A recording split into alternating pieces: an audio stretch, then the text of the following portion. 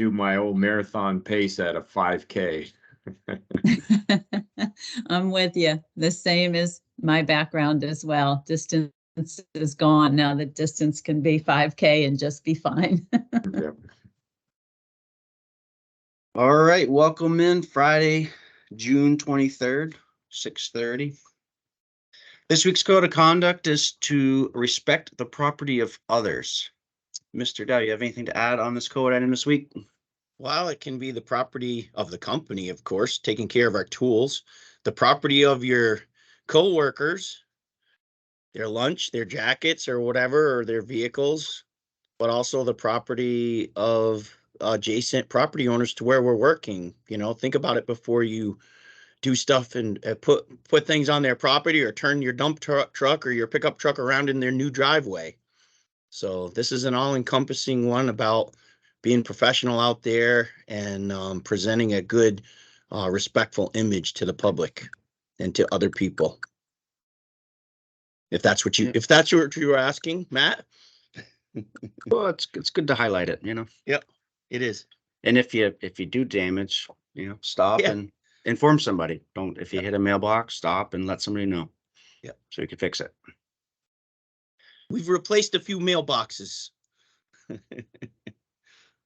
So the injury stats, so we were able to dodge the bullet last week, and that wasn't a recordable. So 51 days from our last recordable injury, and then 7 days from our last first aid injury. So good week this week. Let's start our day with a good JHA after the safety meeting. Let's work safe today. Let's finish out the week strong.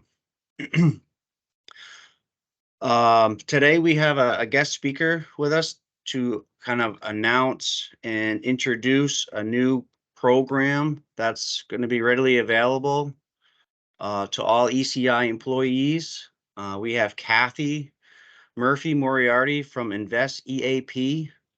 She's going to kind of highlight this new benefit that we're going to be able to utilize here at ECI, something that we're able to get through the Agency of Vermont. It's a partnership that Invest EAP made with the Agency of Vermont, and we are also going to take advantage of this because it's definitely a soft, but also very important part of what we do, and there are also a lot of conflicts that arise outside of work that bring to work, and I think things that Kathy can bring to our employees and managers, leadership, and everything is going to be very valuable, and being able to solve problems quicker than the wait and see approach that we historically have taken regarding some of these soft issues that arise from home or even at work. So with that said, Kathy, I'll just kind of show the links, and if you want to take it away and kind of highlight the overall what's available and kind of what you do.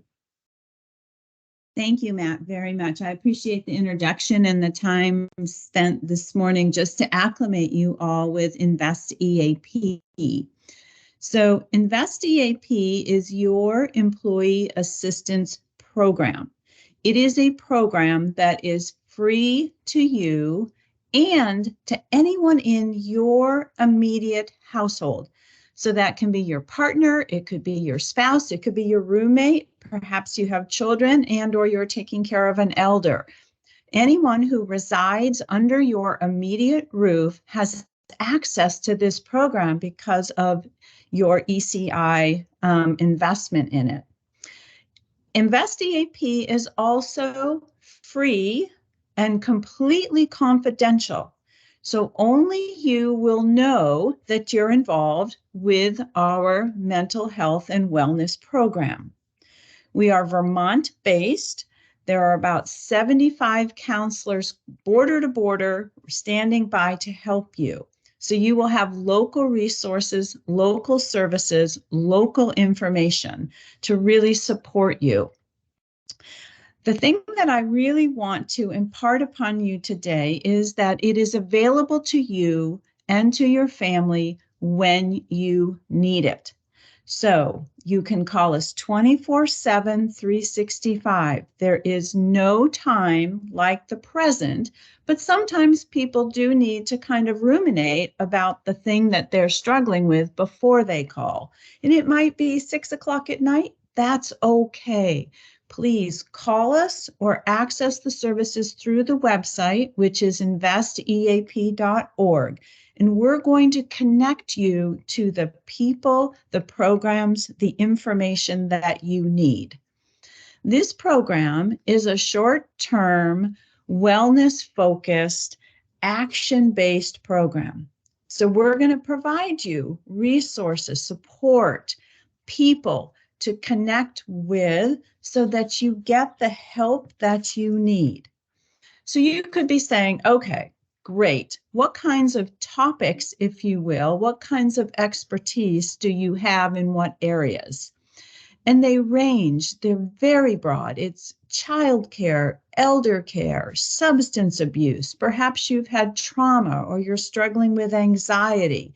You may have had a death in the family. You could be taking care of an elder right now and they may be facing issues. So their family relationships, their work-based situations, we want to identify resources. We want to help you navigate those stressful events.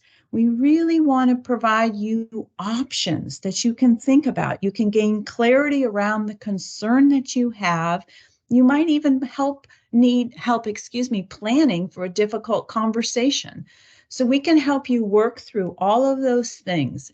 Anything that is causing you stress or concern is a reason to call us. And believe me, there is no issue that is too big or too small that we haven't tackled before.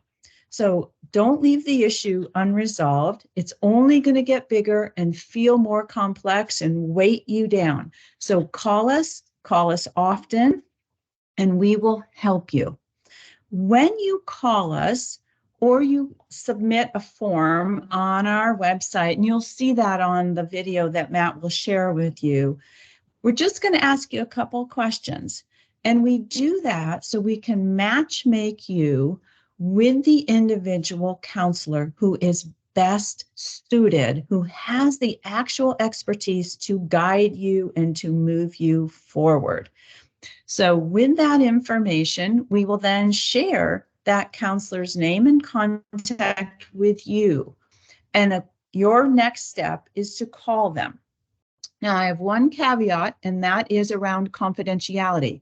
If you happen to have an answering system that other people can hear, in the event that the counselor returns your call because you don't connect the first time, just let them know that they can leave you a message. We want to preserve the confidential nature of our relationship with you.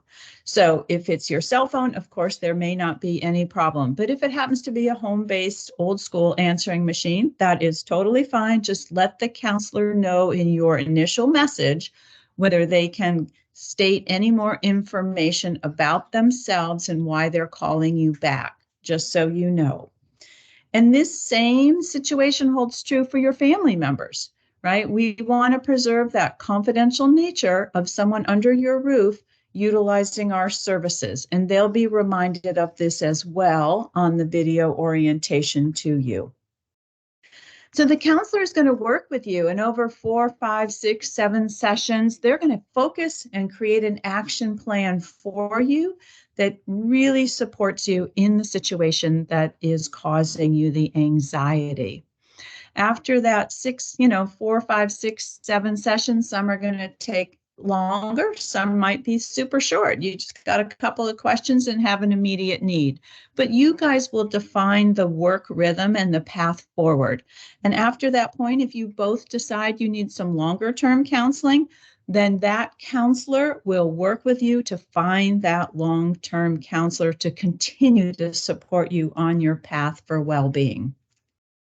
So that is generally the overview information that I wanted to share with you today, with that reminder to use the service, please. It is free. It is confidential. It is available to you and to anyone in your immediate household 24/7, 365. It is designed for personal challenges. It is designed for work-related challenges. So as those concerns arise in your life, do not let them weight you down. We are here to help you. We want to help you. And I assure you, we have that expertise to help you. And so if it's yourself or someone in your household that needs that level of support, we welcome the opportunity to work with you. And if you do observe a colleague on your work site that might be struggling, a gentle reminder from you that you all have this benefit would be super great. You know, act as your own advocate for yourself and your family member, but certainly reach out and support those with whom you work. It's a really stressful time. We all need help and support right now. And this is a wonderful partnership for your mental health, your physical well-being. We really want you all to be successful in life. So I appreciate very much the opportunity to speak with you. My email, if you'd like to contact me directly, is Kathy M at investeap.org. KATHYM at investeap.org. My phone number is 802-585-9338. And I know this has been quick, but if anyone has any questions today, I'm delighted to answer them. And of course, after this session, if you want to connect with me, again, I would welcome the opportunity to connect you to the resources of InvestEAP. So thank you to everyone today. And certainly I very much appreciate this partnership with ECI, and we look forward to servicing you well. Thank you, Kathy. I put your email in the chat. I'm going to drop your phone number here too, so everybody has access to it that might not be able Thank to you, Matt. rate like that. Ben or Ken, you have anything to quickly add before we transition? I've got one thing. But one thing that we talked to everyone about during orientation, one of my key points is don't let things get big and try to resolve your issues on a daily basis. And one thing that I noticed that it takes a lot of courage, and it's really hard for some people to deal with their issues with us, their employers, or me. You know, a lot of people do, but oftentimes we find out that somebody's let something fester and they haven't been able to really deal with it in the right way. And it's really hard to come to me. It's really hard to come to their boss, the person that's responsible, because it's just, this gives another option of someone like your group, Kathy, that's totally independent and it's totally confidential. And Kathy is not going to call us up and let us know anything about what's going on here, except for she might call us and say, hey, how can I help more? This stuff is going to be totally confidential, Kathy. And I think that that's important for our employees that just don't have that ability to come up and talk to any of us, because we're their employers. We're their bosses, right? Does that make sense? Yes. Yes, So, Ben, your point is incredibly well taken. Thank you for restating it. I am not a licensed counselor. I am your worksite wellness advocate. So my job is to connect you all to the resources that support you personally and professionally.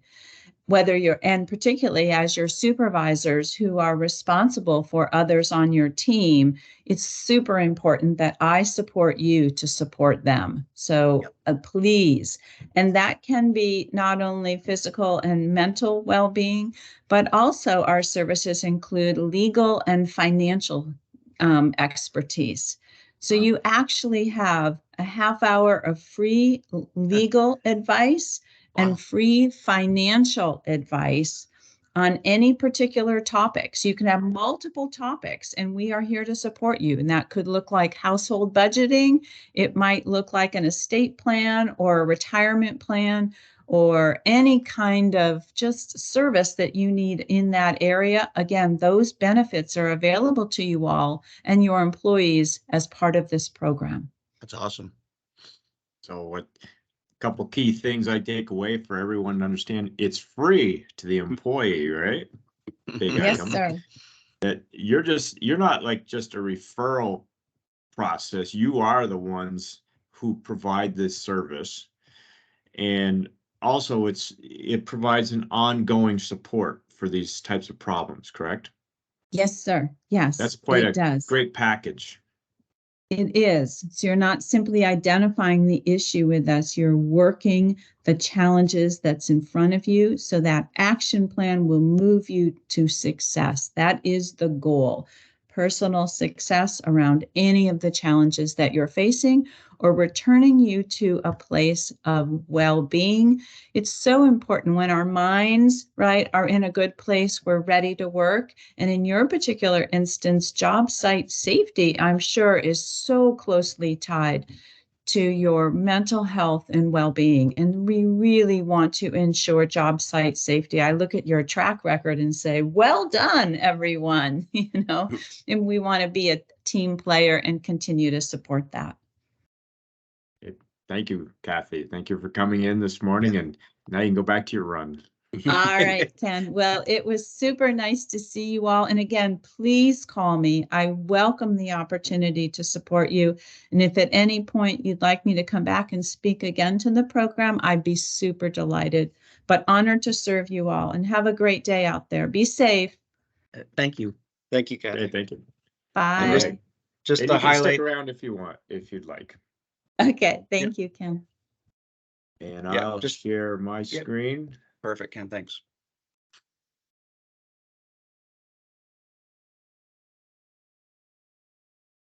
Okay.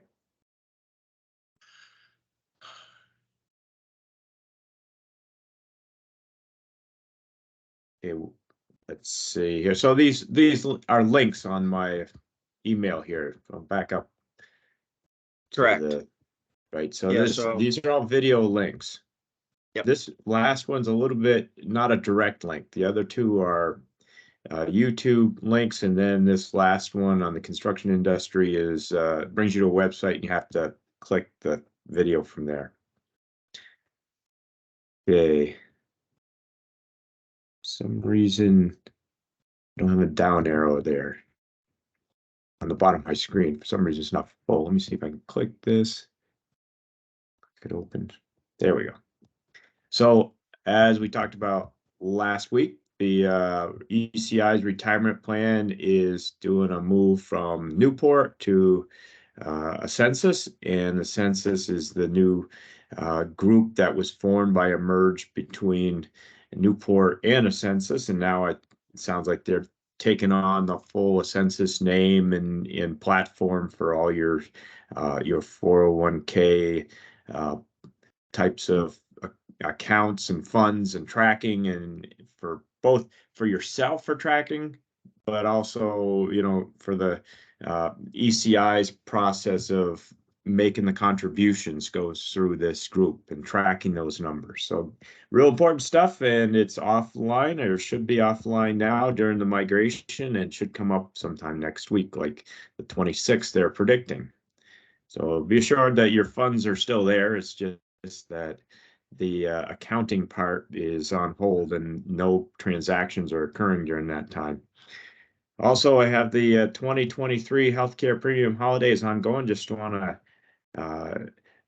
kind of celebrate that for got multiple more weeks coming here, starting on the 2nd of June, and we'll continue for a total of 14. So, and the other thing I didn't list here yet, because I didn't have details yet, is that we're already going to start talking about the Champlain Valley Fair free tickets, and for employees, we'll be making available 2 adult and 2 children tickets for the fair this year, which is typically last week or so in August and beginning of September, but we have to get the tickets ordered. So next week I'll have details on that.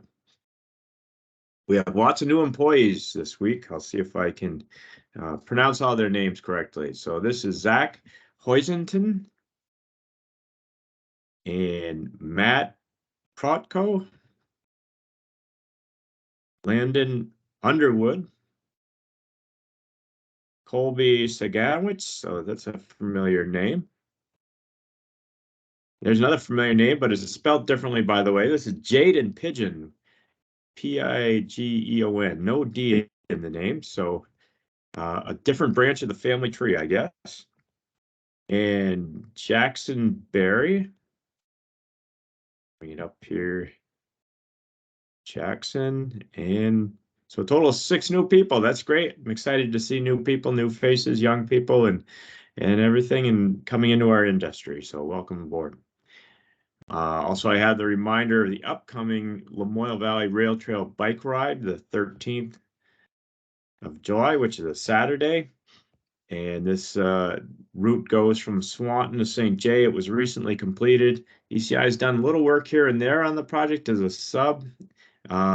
But back in the earliest time, when the state decided, actually the Agency of Transportation put out a contract to remove the existing rail and ties and other infrastructure, and ECI was the general prime contractor to VTrans to do what they call the take up. So all the rail was in track was taken up, and this event will include a ride along with Governor Scott. He's doing the entire thing, and it'll be a support and transportation back. So save the date. Details will follow. It's a long distance for one day, but it's very flat because of railroad bed. Is it on the 15th, which is a Saturday? I see it said 13th. Well, maybe. It's on a Saturday. Okay. But I might have had the date wrong. I don't have the official information on it yet. I said the 13th, I guess. So if the 15th is actually the Saturday, then that's the date of it. And that sounds better, actually. Okay. So I will correct that for my next email, and hopefully we'll have a real flyer with information. I hadn't been able to track anything down yet. I did see it on the news, but nothing quite official in like an invite and start and finish times. Cool. So today we have Ben Heath. Ben, you out there to talk about the Crescent Connector? I'm here. All right. You want me to scroll down, or you want to take over the screen? I'll take over the screen. Okay, sounds good. I have to release it, or we'll not take care of that. Everybody see that okay? Yep. We got it. Perfect. Well, good morning, everybody. I'm going to be talking about the Crescent Connector project in Essex Junction. This is a project that we bid in early January 2023, and we've started construction about a month ago. I've set this up, Ken, just so you know, so that this is kind of an introduction to the project, and if we wanted to do one later on, because it's a multi-year job, we could do it again later with some additional information about the progress. So as an introduction to the Crescent Connector, in 2015, the village trustees, they were then the village and now they are the city, they endorsed a proposal to study pedestrianizing Main Street, which is Route 15. This proposal was based upon a preliminary engineering analysis that showed wait times and traffic congestion throughout the village center could be dramatically reduced by routing Main Street traffic onto the Crescent Connector and converting Five Corners to a standard 4-way intersection as opposed to a 5-way intersection. The Main Street closure concept is still entirely conceptual and must receive a thorough engineering and environmental analysis before further steps are taken. But that analysis also requires that the Crescent Connector is completed first. The proposed Crescent Connector project is intended to reduce traffic volumes at Five Corners intersection, improve traffic flow within the city, allow traffic through the city to flow more efficiently, and facilitate future development within the city. The city has long been concerned about the traffic congestion at Five Corners.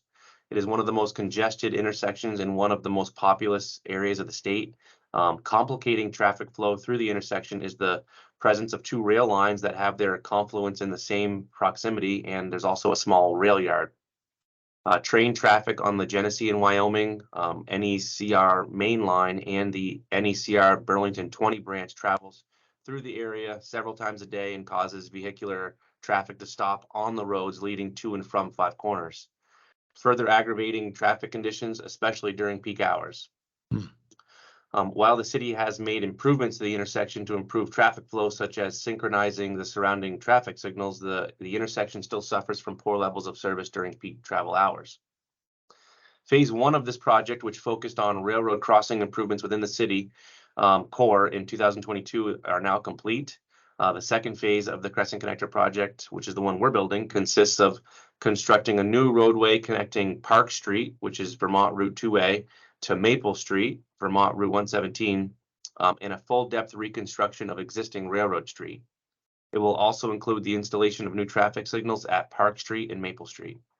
The project will include bike lanes, sidewalks, and the entire route will have new streetlights installed. The project includes water system expansions, stormwater conveyance and treatment systems, and street lighting improvements. Construction of the project is further complicated by the presence of urban background soils, development soils, and non-hazardous waste soils. Site investigations were performed by Stone Environmental prior to construction to identify the location of contaminated soils down to 3 feet of depth. However, the construction includes excavations and earth moving well beyond that depth. So as part of this project, the soils actually have to be sampled and tested prior to disposing of the soils or using soils as fill on the site.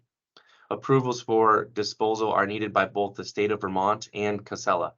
This process can take up to 2 weeks to complete, so scheduling and phasing of the project is critical due to these limitations in soil conditions.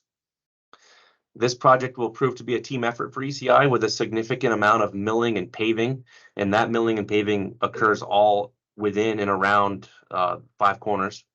Roadway construction and utility installation, concrete streetscape finishes, and new signalized intersection. And the current completion date for this project is September 9th. So to help you folks all get oriented, I'm circling Five Corners here. And what the main point of this project is, if you're coming from Williston or Park Street over here on 2A, and you want to head towards Essex or vice versa, there's a new road that will allow you to completely circumvent Five Corners. And the railroad crossings too, right, Ben? You will still have to go through this One. railroad crossing here. Yep. But yes, it does help alleviate that issue of getting stuck there on this main branch, which is where a lot of traffic backs up, and also here. Awesome. So it's a large scale project. It's complicated just due to its location, and as I mentioned, the contaminated soils make it complicated as well. This is just an image showing Park Street. So there's a lot going on in this project. We got signalized intersections. We've got the railroad there. We've got complicated traffic scenarios, but as you can see here, the improvement should help traffic flow, and it creates a turn lane to go from 2A to the new railroad street. This image here is a cross section of what the new railroad street will look like. We've got some decorative street lighting. You've got a new roadway cross section with granite curb. There was foam insulation that was supposed to go under this entire road. The design engineer had miscalculated the amount of foam needed, which would have resulted in a $500,000 change order, and the city ultimately decided that because the site is all in sand and there really aren't any frost susceptible soils, that they would just live without that. So we are not installing that foam insulation under the road. This image here is the reason I put this in was just to show the complications in terms of milling and paving on this project. We're performing milling and paving on multiple legs of Five Corners in some complicated geometry, and this image shows that well. So as you're approaching Railroad Street here, this is what the signalized intersection system would look like with some decorative lighting on top.